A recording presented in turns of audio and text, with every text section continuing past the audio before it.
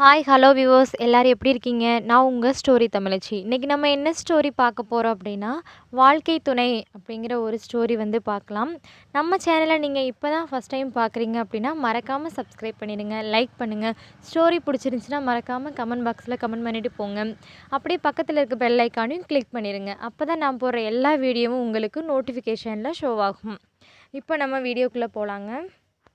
அழகான பசுமை நிறைந்த ஒரு கிராமத்தில் வந்து சிவாவும் அவரோட மனைவியும் வந்து வசிச்சுட்டு வர்றாங்க. இவங்க வந்து என்ன தொழில் பண்ணுறாங்கன்னா, இரும்பு சாமான்கள்லாம் அதை செஞ்சு அதை விற்று அதில் வர்ற காசை வச்சு தங்களோட வாழ்க்கையை வந்து நடத்திட்டு வர்றாங்க. சிவாவோட மனைவி எப்படின்னா பார்க்குறதுக்கு ரொம்ப அழகாக இருப்பாங்களாமா. அதோட சிவா கிட்ட ரொம்ப அன்பாகவும் பாசமாகவும் அக்கறையாகவும் நடந்துக்குவாங்களாம். சிவாவோட வாழ்க்கை வந்து உழைப்பும் காதலும் ஊடலுமா நல்ல மகிழ்ச்சியாக ஓடிட்டு இருந்திருக்கு.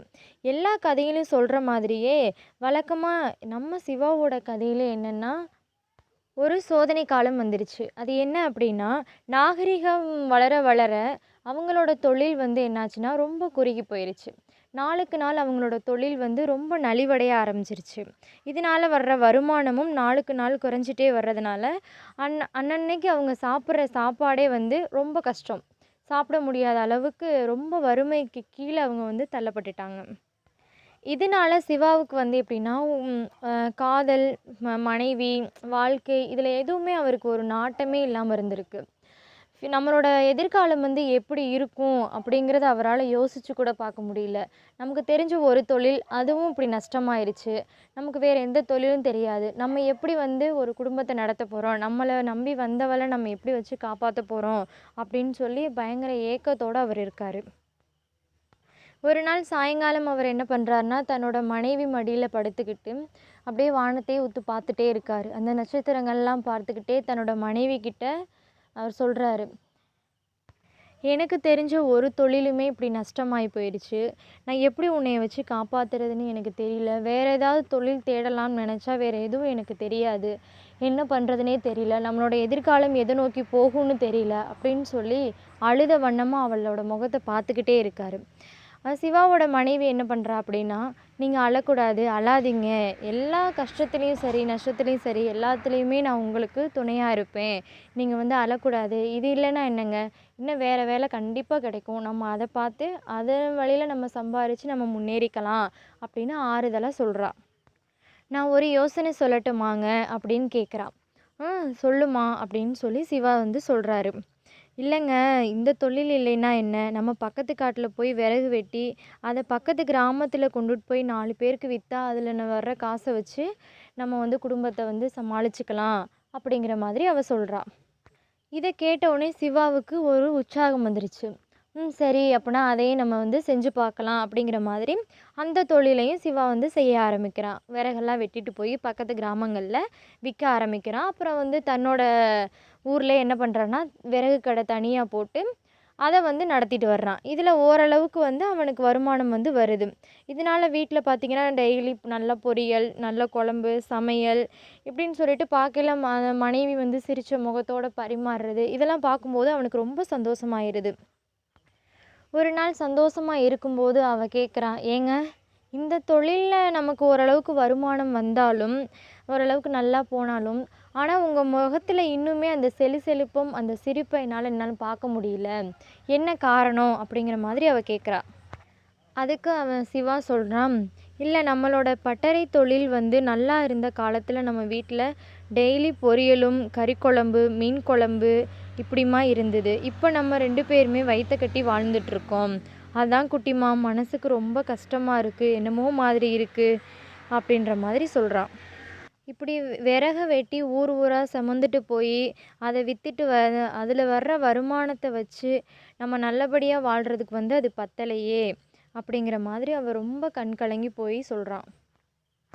நீங்கள் ஒன்றும் கவலைப்படாதீங்க, இதுதான் உங்கள் கவலையா? நீங்கள் ஒன்றும் கவலைப்படாதீங்க. என்னோடய நகைகள் கொஞ்சம் இருக்குது இல்லையா, அதை விற்று நம்ம இன்னும் கொஞ்சம் கடையை பெருசாக போடலாம். விறகு கடையை போட்டோன்னா அதில் நிறைய பேர் வந்து இங்கேயே விறகு வாங்கிட்டு போவாங்கல்ல, அதில் வர்ற வருமானத்தை வச்சு நம்ம கொஞ்சம் செலுப்பாக ஆயிக்கலாம் அப்படிங்கிற மாதிரி சிவாவோட மனைவி ஐடியா சொல்கிறா. சரின்னு சொல்லி சிவாவும் நகைகள்லாம் கொண்டுட்டு போய் விற்றுட்டு அதில் வர்ற காசை வச்சு நல்லா விறகு கடையை பெருசாக போடுறான். பெருசாக போட்டு ஓரளவுக்கு அதுலேயும் நல்ல வருமானம் வருது. நல்ல செலுசெலுப்புமாயிடுறான். நல்லா டெய்லி வீட்டில் கறி குழம்பு, டெய்லி அவன் என்னென்ன நினைக்கிறானோ அவனோட வாழ்க்கை வந்து அந்த திசையை நோக்கி அப்படியே போயிட்டே இருக்கு. வாழ்க்கைனா என்னங்க, நல்லதுன்னா நல்லதை நோக்கி மட்டுமேவா போகும்? திடீர்னு ஒரு கஷ்டம் வரும் இல்லையா? அந்த மாதிரி இவனோட வாழ்வில் மறுபடியும் ஒரு கஷ்டம் வந்துருச்சு. அது என்ன கஷ்டம் அப்படின்னா, திடீர்னு விறகு கடையில் தீ விபத்து ஏற்பட்டு விறகு ஃபுல்லாக கடை முழுக்க அப்படியே எரிஞ்சு போயிருச்சு. இதை பார்த்தோன்னே சிவாவுக்கு ஒரே பேரதிர்ச்சியாக இருந்திருக்கு. இதை பார்த்துட்டு சிவா தலையில் அடிச்சுட்டு அழுதுகிட்டே இருக்கான். ஐயோ, எல்லாமே போச்சே, இவ்வளோ கஷ்டப்பட்டு நகையை அடகு வச்சு விற்று எல்லாமே பண்ணி நான் விறகு கடை வச்சு மொத்தமும் கறிக்கட்டையாகி போச்சே அப்படின்னு சொல்லி தலையில் அடிச்சுக்கிட்டே அழுதுகிட்டே இருக்கான். இதை பார்த்து அவனோட மனைவி என்ன சொல்கிறான்னா, கவலைப்படாதீங்க, நீங்கள் ஏன் அழுகிறீங்க? இப்போ என்ன விறகு எரிஞ்சு சாம்பலாவாக ஆயிடுச்சு, கறிக்கட்டையாக தானே ஆயிருக்கு, நீங்கள் அழக்கூடாது, அழாதீங்க அப்படிங்கிற மாதிரி ஆறுதல் சொல்கிறா. இப்படியே அழுது புலம்பிகிட்டு இருக்க சிவா கிட்ட பக்கத்தில் வந்து அவள் சொல்கிறா, நீங்கள் அழாதீங்க அப்படின்னு சொல்லி அவனோட தலையை அவனோட நெஞ்சில் அப்படியே சாய்ச்சவன்னு சொல்கிறான். நீங்கள் இந்த கறியெல்லாம் கொண்டுட்டு போய் விற்றா காசு கிடைக்கும், அதில் வர்ற வருமானத்தை வச்சு நம்ம வந்து சாப்பிட்டுக்கலாம், வச்சுக்கலாம், நீங்கள் ஒன்றும் கவலைப்படாதீங்க, ஒன்றும் சாம்பல் ஆகலை, இல்லை கறிக்கட்டையாக தானே ஆயிருக்கு அப்படிங்கிற மாதிரி அவனுக்கு ஆறுதல் சொல்கிறா. சிவாவோட வாழ்க்கையில் மீண்டும் வந்து ஒரு உற்சாகம் பிறந்திருக்கு. அந்த கறியெல்லாம் எடுத்துகிட்டு போய் விற்று அவன் நினச்ச மாதிரியே அவனோட வாழ்க்கையை வந்து அவன் வந்து ஏற்படுத்திக்கிட்டான். இந்த நம்ம ஸ்டோரியிலேருந்து என்ன சொல்ல வர்றேன் அப்படின்னா, யாரோட வாழ்க்கையில் தாங்க பிரச்சனை இல்லை, எல்லாரோட வாழ்க்கையிலும் கண்டிப்பாக ஏதாவது ஒரு பிரச்சனைகள் இருந்துக்கிட்டே இருக்கும். ஆற்றுல தண்ணி பயங்கரமாக வெள்ளமாக வந்துட்டுருக்கு. திடீர்னு நம்ம தவறி விழுந்துட்டோம் அப்படின்னா, அந்த தண்ணி எதை நோக்கி போகுதோ அதை நோக்கியே எதிர்நீச்சல் போட்டு அந்த தண்ணியோட வேகத்துக்கு தகுந்த மாதிரியே நீச்சல் அடித்து எவன் வந்து ஒருத்தன் போய் கரையை கடக்கிறான் அப்படின்னா அவன் வந்து உயிர் பிழைச்சிக்குவான். அந்த மாதிரி தாங்க வாழ்க்கையில் கஷ்டங்கள் இருக்கும். அதை எப்படியெல்லாம் கடந்து சமாளித்து போய் ஒருத்தன் முன்னேறானோ அவனோட வாழ்க்கையில் வந்து நல்ல சொர்க்கம் மாதிரி இருக்கும், பிரகாசமாக இருக்கும். யாரோட வாழ்க்கையில் தாங்க பிரச்சனைகள் இல்லை, எல்லாரோட வாழ்க்கையிலும் கண்டிப்பாக பிரச்சனை இருக்கும். அந்த எல்லா பிரச்சனைகளையும் நம்ம எப்படி வந்து அதை எதிர்கொள்கிறோம் அப்படிங்கிறதுல தான் இருக்குது. நம்ம ஸ்டோரி உங்களுக்கு பிடிச்சிருந்துச்சின்னா மறக்காமல் சப்ஸ்கிரைப் பண்ணிடுங்க, லைக் பண்ணுங்கள், அப்படியே கமெண்ட் பண்ணுங்கள், அப்படியே பக்கத்தில் இருக்க பெல் ஐக்கானையும் கிளிக் பண்ணிடுங்க. அப்போ தான் நான் போகிற எல்லா வீடியோவும் உங்களுக்கு நோட்டிஃபிகேஷனில் ஷோ ஆகும்.